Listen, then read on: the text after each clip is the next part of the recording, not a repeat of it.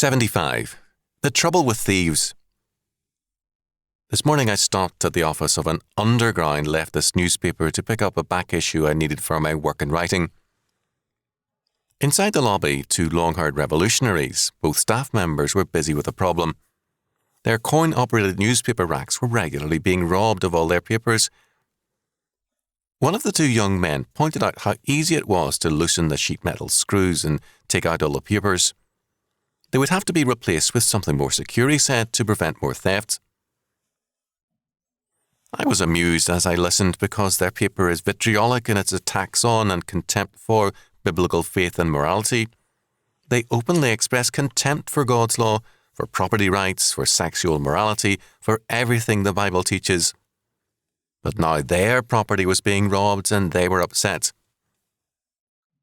I was reminded of the boy I went to high school with who thought it was great fun to steal melons and said that the best tasting melons were stolen ones.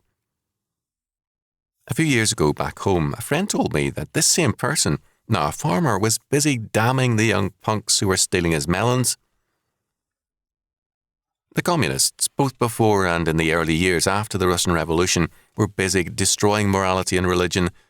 Now they have a problem in that a generation reared by their standards will not work, will steal anything they can get away with, and has no real standards except self-interest. The communists are now trying to tell their youth that laziness, theft, and promiscuity are bourgeois, capitalistic sins. It's not improved their situation, however. No society can exist without moral law, and no man-made moral law has ever commanded man's obedience. Men who work to overthrow moral order are in the end very unhappy when they themselves are robbed by lawless men. We've been trying to operate without God and His law. Our schools have reared a generation of lawless youth, and our apostate churches have given men dry sawdust instead of the Word of God. The results should surprise no one. God promises another result if we turn to Him.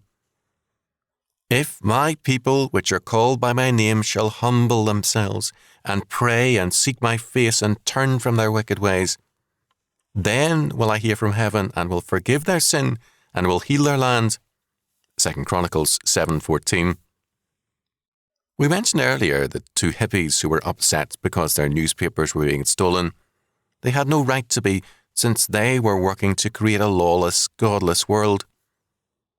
The next time you complain about the world's dishonesty, look at yourself first. Are you like those young men, a hypocrite?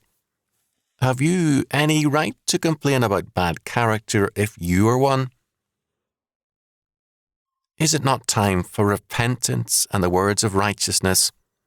Is it not time for politicians, preachers, teachers, and parents to say, when faced with young criminals and hoodlums, that the trouble with these thieves is that they take after us, who have been called to take after Christ?